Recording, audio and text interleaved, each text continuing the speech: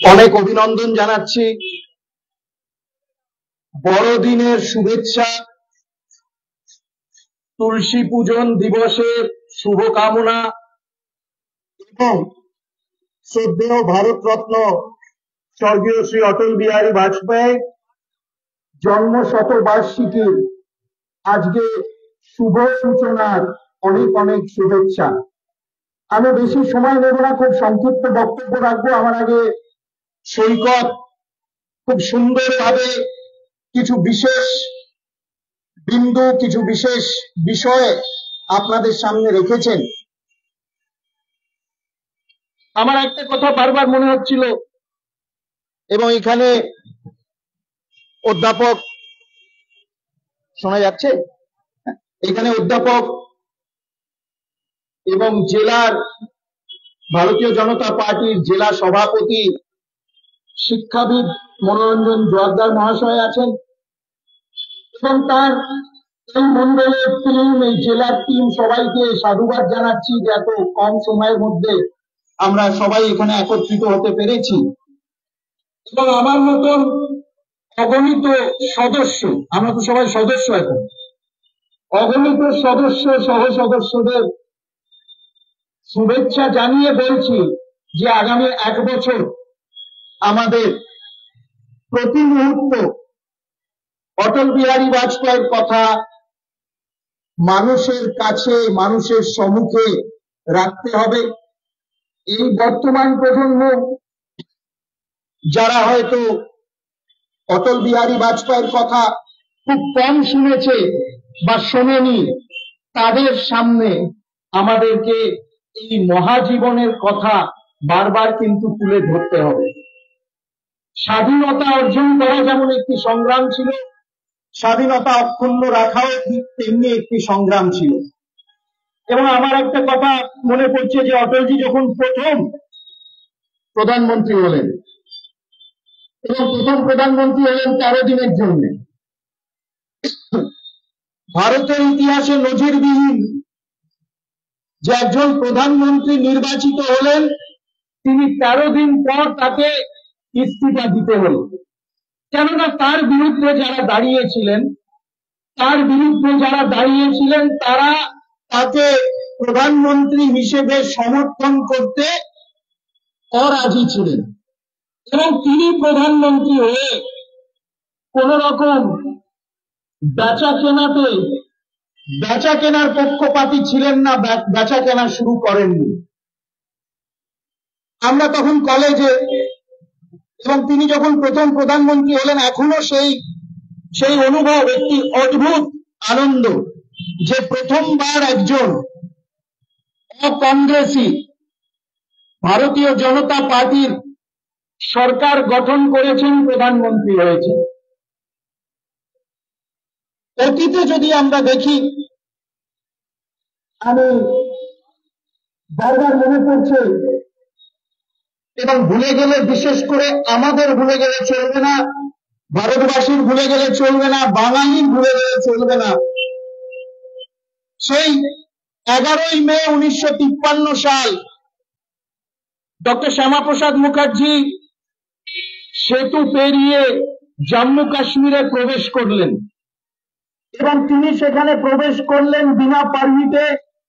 তাকে প্রবেশ করার অনুমতি দেওয়া হলো, তিনি প্রবেশ করলেন। তিনি প্রবেশ করতেই তাকে সেখানে অ্যারেস্ট করা হলো, এবং শ্যামাপ্রসাদ মুখার্জি ঘুরে তাকিয়ে পেছন দিকে অটল বিহারী বাজপেয়ীকে বললেন, এবং অটল বিহারী বাজপেয়ীকে তিনি নির্দেশ দিলেন, শুধু বললেন না, যে অটল তুমি ফিরে যাও, ভারতবাসীকে জানাও যে আমি বিনা পারমিটে জম্মু কাশ্মীরে আজকে পদার্পণ করেছি।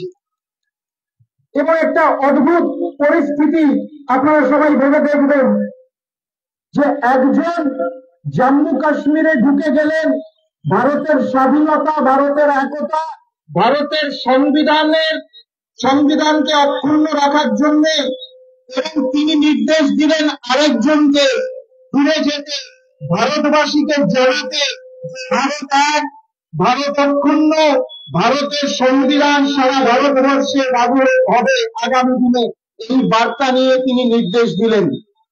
অটল বিহারী ফিরে এলেন, শ্যামাপ্রসাদ ঢুকে গেলেন, তারপর সবটাই হচ্ছে ইতিহাস। আমি মাঝে মাঝে ভাবি, সেদিনকে যদি অটল বিহারী বাজপেয়ী না ফিরে আসতেন, তাহলে আগামী দিনে শ্যামাপ্রসাদের দল, শ্যামাপ্রসাদের আদর্শ, শ্যামাপ্রসাদের স্বপ্নের কি অবস্থা হতো সেই দিনকে যদি অটল বিহারী না ফিরে আসতেন।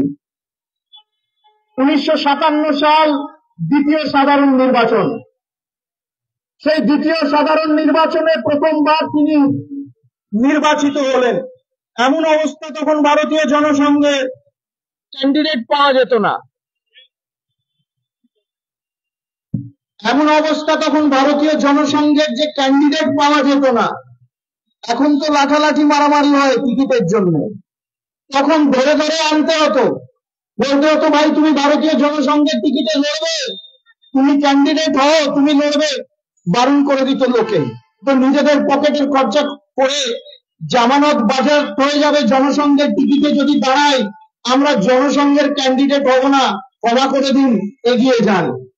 এই পরিস্থিতিতে দ্বিতীয়বার 57 সালে যখন ডক্টর শ্যামাপ্রসাদ মুখার্জি আর জীবিত নয়, সেই সময় অটল বিহারী বাজপেয়ী ইলেকশনে দাঁড়িয়ে তার সংসদীয় যাত্রা শুরু করলেন। ভেবে দেখবেন 50 বছর ইন পার্লামেন্ট, 10 বার লোকসভায় নির্বাচিত, দুবার রাজ্যসভায়, 50 বছর বিরোধী আসনে রাজনীতি করে তার সৌজন্যতা বোধ, তার শালীনতা অক্ষুণ্ণ রয়ে তিনি অজাত শত্রু হয়ে ভারতের প্রধানমন্ত্রী সেই সময় নির্বাচিত হলেন। প্রথমবার তাকে প্রধানমন্ত্রী পদ থেকে চ্যুত করা হলো, দ্বিতীয়বার আবার তিনি জিতে এলেন, তৃতীয়বারও আবার তিনি জিতে এলেন এবং 6 বছর ভারতের প্রধানমন্ত্রী তার কর্মকাল তিনি শেষ করলেন। আর কয়েকটা কথা বলতে চাই, এখানে সৈকত বললেন আমার আগে, সাধারণ পরিস্থিতি ছিল না কিন্তু 1958 সালে। আমাদের মনে রাখতে হবে আন্তর্জাতিক চাপ, একেবারে বিপুল চাপ। সেই চাপের মধ্যে তিনি চাপে নতি স্বীকার না করে ঠিক করলেন ভারতকে পরমাণু রাষ্ট্র হিসেবে ঘোষণা করতে হবে। এমন একটি অদ্ভুত পরিস্থিতি ছিল। তার আগে দুটো কথা বলি, জল দিয়ে একটু গলাটা ঠিক হলো বলে। প্রথমবার বিজেপি জিতলো যখন কর্পোরেশন ইলেকশনে কলকাতায়, অটল বিহারী বাজপেয়ীজি এসেছিলেন এখানে ক্যাম্পেইন করতে। এখনো অনেকে রয়েছেন এই পশ্চিমবঙ্গ জুড়ে, আমি যেখানে যেখানে যাই, বিভিন্ন জেলায় যাই, অনেক বয়োজ্যেষ্ঠ সমর্থক কার্যকর্তারা এগিয়ে আসেন। তারা বলেন যে অমুক বছরে অমুক সালে অটলজি এসেছিলেন, আমরা উপস্থিত ছিলাম, তার দর্শন করেছিলাম। কলকাতা কর্পোরেশনে বিজেপি কোনোদিন জেতেনি, অটলজি এলেন ক্যাম্পেইন করতে। তিনি বললেন হিন্দিতে, তার স্বভাব সিদ্ধ হিন্দিতে, আমি এখানে অনেকে খুব ভালো হিন্দি বলে, আমি অতটা ঠিক ভালো বলতে পারি না। তিনি বললেন যে এক মৌকা দিজিয়ে ঝাড়ু দেনে কে লিয়ে, এক মৌকা দিজিয়ে ঝাড়ু দেনে কে লিয়ে। সেই বছর কর্পোরেশনে প্রথমবার বিজেপি বিভিন্ন কাউন্সিলর জিতে গেল। আজকে দাঁড়িয়ে আমরা বাংলাদেশ, আমাদের প্রতিবেশী রাষ্ট্র বাংলাদেশের অবস্থা এইখানে দাঁড়িয়ে আজকে মনে করছি 1971 সালে যখন বাংলাদেশের মুক্তিযুদ্ধ হলো, তিনি ইন্দিরা গান্ধীকে বলেছিলেন हम সম্পূর্ণ তরিকে সে आपके साथ हैं, আমরা সম্পূর্ণভাবে আপনার সাথে রয়েছি। এবং ভুলে গেলে চলবে না, হ্যাঁ, ইন্দিরা সরকার যেমন বাংলাদেশ মুক্তিযুদ্ধের সময় এগিয়ে গিয়েছিল, জনসংঘের অটল বিহারী বাজপেয়ী জনসংঘের সব মেম্বার অফ পার্লামেন্ট এবং Atal Bihari Vajpayee as leader of opposition in the Lok Sabha সম্পূর্ণ সমর্থন দিয়েছিল। সারা দেশে বাংলাদেশ সত্যাগ্রহ জনসংঘ করেছিল। অটল বিহারী বাজপেয়ী প্রথম যিনি পার্লামেন্টে জুন মাসে 1971 জুন মাসে, যখন দূর কোনো চিহ্ন ছিল না যে আগামী দিনে, কোনো সন্দেহ ছিল না আগামী দিনে যে যুদ্ধ হবে, জুন মাসে তিনি দাবি করেছিলেন যে বাংলাদেশকে স্বাধীন রাষ্ট্র ঘোষণা করুক ভারতবর্ষ এবং বাংলাদেশকে রেকগনাইজ করুক। এবং সেই জন্য চিরকাল তিনি দেশ প্রথম, চিরকাল তিনি দেশের সুরক্ষা, দেশের একতা এবং দেশের জাতীয় আমাদের ন্যাশনাল ইন্টারেস্ট যাকে বলে তার প্রতি তার চিরকাল বিরোধী পক্ষে প্রধানমন্ত্রী হিসেবে তার কিন্তু নীতি এবং দিশা এক ছিল, ভারত প্রথম, দেশ প্রথম। পরমাণু শক্তি প্রয়োগ যখন তিনি করলেন 11 মে 1998 সাল, তার পরে পরে কয়েকদিনের মধ্যে ভারতের সারা পৃথিবীর বিভিন্ন দেশ ভারতের বিরুদ্ধে আর্থিক স্যাংশন যাকে বলে, আর্থিক স্যাংশনকে কি বলবো, প্রতিবন্ধকতা তারা ইমপ্লিমেন্ট করল। আমেরিকা, বড় বড় দেশ, জাপান, কেবলমাত্র ফ্রান্স এবং ইংল্যান্ড ছাড়া অন্যান্য বড় বড় দেশ তারা এড বন্ধ করে দিল, তারা সবকিছু বন্ধ করে দিল। এবং আপনাদের মনে আছে হয়তো কার্গিলের যুদ্ধের সময় তখন সর্বভারতীয় সাধারণ সম্পাদক এমন একজন নেতা যিনি পরবর্তীকালে গুজরাটের মুখ্যমন্ত্রী হলেন, তখন তিনি সর্বভারতীয় সাধারণ সম্পাদক নরেন্দ্র মোদী।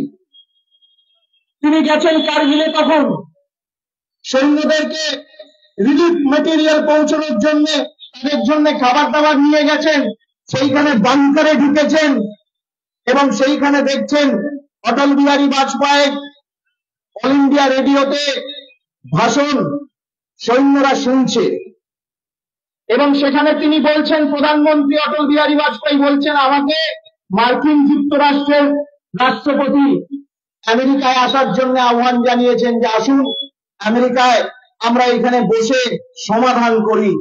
আমি বলেছি যে আমার সৈন্যরা এখন যুদ্ধ পরিস্থিতিতে শত্রুর মোকাবিলা করছে, আমি তাদেরকে ছেড়ে আমেরিকা সফরে যাব না, যেতে পারি না।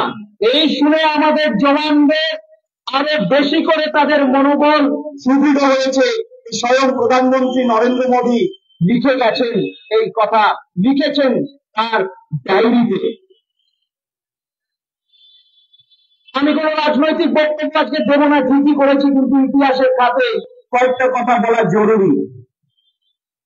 পরমাণু রাষ্ট্র যেগুলো, তাদের ছিল যে আমাদের কাছে পরমাণু নিউক্লিয়ার ওয়েপন থাকবে, অন্যদের কাছে থাকবে না, এবং অন্যরা সই করবে যে তারা কোনোদিন পরমাণু পরীক্ষণ করবে না। অটল বিহারী বাজপেয়ী বলেছিলেন যে আমি এই অসামঞ্জস্য মানি না, এই নীতি আমি মানি না, এই নীতির বিরুদ্ধে এই নীতি আমরা কোনোদিন স্বাক্ষর জানাবো না। তার এই দৃঢ় মনোবল আন্তর্জাতিক ক্ষেত্রে যেমন সুবিদিত, এই দেশে মনে করিয়ে দিচ্ছি কার্গিল যুদ্ধ যখন চলছে তার বিরুদ্ধে কিছু দল, কিছু নেতা বিষোদ্গার করছিল, তার বিরুদ্ধে বক্তব্য রাখছিলেন, এবং যুদ্ধ যখন চলছে একটি বিশেষ দল তারা রাজ্যসভার অধিবেশন বারবার ডিমান্ড করেছিলেন। এই হলো আচরণ। 50 বছর বিরোধী পক্ষে থেকে একবারের জন্য যখন জাতীয় নিরাপত্তার কথা এসছে, অটল বিহারী বাজপেয়ী কিন্তু কোনোদিন বিরোধিতা করেননি। আপনাদের মনে আছে 93 সালে পাকিস্তান ইউনাইটেড নেশনে পাকিস্তান কাশ্মীরের বিরুদ্ধে, ভারতের বিরুদ্ধে একটি রেজলিউশন আনার কথা ঠিক করেছিল। সেই সময় অটল বিহারী বাজপেয়ীকে নির্বাচিত করা হয়েছিল ভারতের প্রতিনিধি দলের সভাপতিত্ব করার জন্য। তিনি সভাপতি হয়ে, সেই প্রতিনিধি দলের সভাপতি হয়ে ইউনাইটেড নেশনে গিয়ে পাকিস্তানের বিরুদ্ধে প্রস্তাব রেখে পাকিস্তানের প্রস্তাব ভারতের বিরুদ্ধে খারিজ করিয়ে তিনি জয়ী হয়েছিলেন। সেই সময় কংগ্রেসের সরকার ছিল। হ্যাঁ, কিন্তু সেই সময় কংগ্রেসের এমন একজন প্রধানমন্ত্রী ছিলেন পিভি নরসিংহ রাও, যিনি কংগ্রেস পরিবারের সদস্য ছিলেন না, এবং সেই জন্য তিনি বিরোধীদের মর্যাদা কিভাবে দিতে হয় সে জানতেন, এবং তিনি সেই মর্যাদা অটল বিহারী বাজপেয়ীকে দিয়েছিলেন। সেই জন্যই ভারত সেদিনকে বিশ্বপটলে মাথা উঁচু করে দাঁড়াতে পেরেছিল। শেষে একটা কথা বলি, সর্বশিক্ষা অভিযানের কথা, প্রাথমিক স্বাস্থ্য কেন্দ্রগুলো আরো উন্নয়ন করার কথা, গ্রাম সড়ক যোজনা, অনেক কিছু তিনি শুরু করেছিলেন, যা আজকে আমরা 25 বছর পালন করছি। তপশিলি উপজাতিদের জন্য কোনো মন্ত্রণালয় ছিল না কেন্দ্রীয় স্তরে, তিনি প্রথমে শুরু করেছিলেন। উত্তর পূর্ব ভারতের জন্য, উত্তর পূর্ব ভারতের উন্নয়নের জন্য কোনো মন্ত্রণালয় ছিল না, তিনি শুরু করেছিলেন। ছোট রাজ্য গঠন করার প্রথা তিনি শুরু করেছিলেন, এবং ছোট রাজ্যে আরো বেশি উন্নয়ন হতে পারে, কেন সেই রাজ্য আর একটু ছোট হবে, সেই প্রক্রিয়া তিনি শুরু করেছিলেন। এবং আজকে আমরা দেখছি সেই প্রক্রিয়ার দরুন ছোট রাজ্যের উন্নয়ন কত ভালোভাবে আজকে হচ্ছে।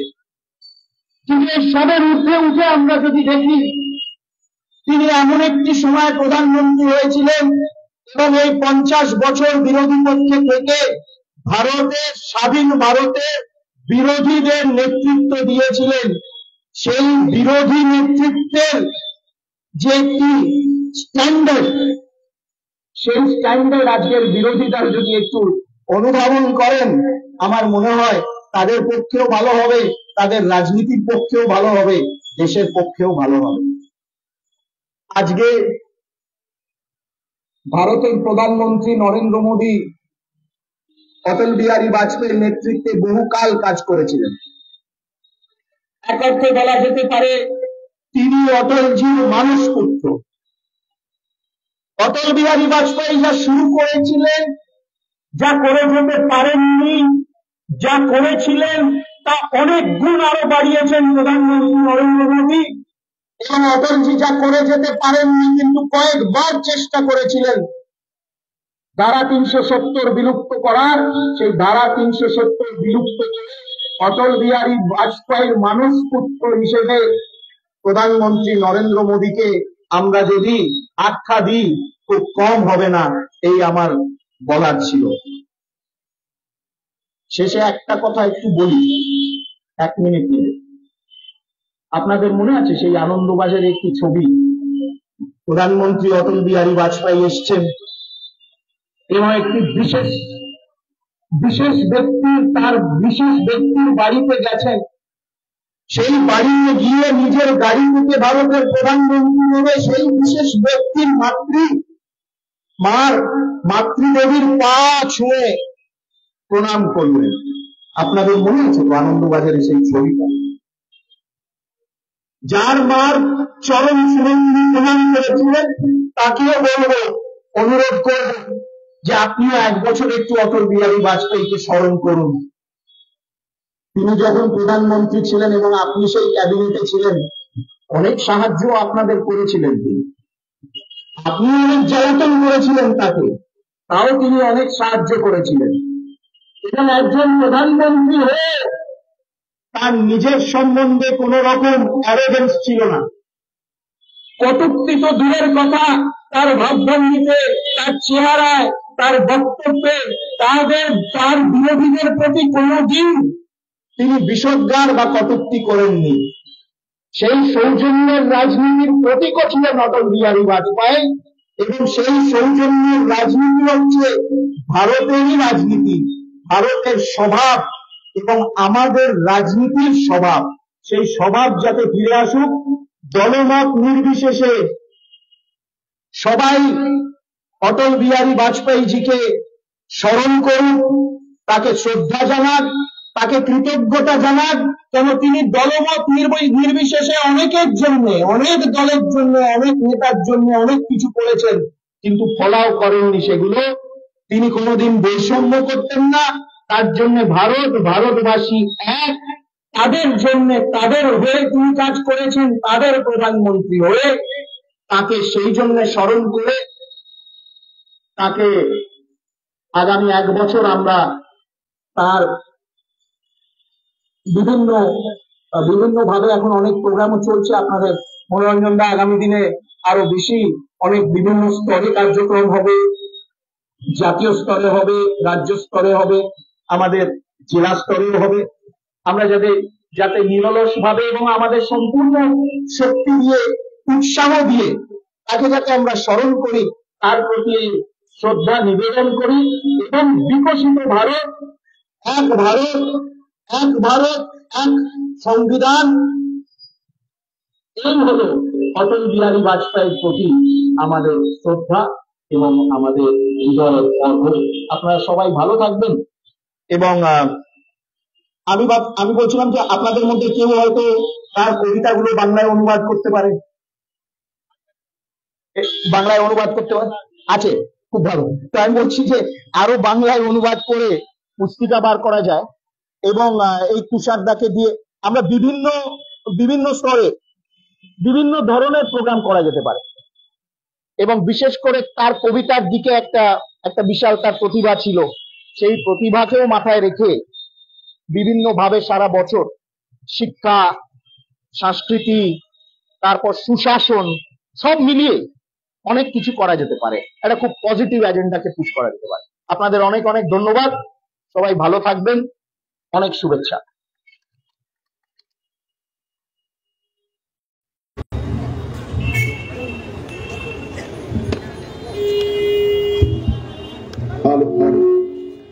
বিশেষ ধন্যবাদ মাননীয় অনির্বাণ গাঙ্গুলি মহাশয়কে। উনি শ্যামাপ্রসাদ মুখোপাধ্যায় ফাউন্ডেশনের চেয়ারম্যান এবং আমরা জানি তিনি যাদবপুর লোকসভার সাংসদ পদপ্রার্থী ছিলেন।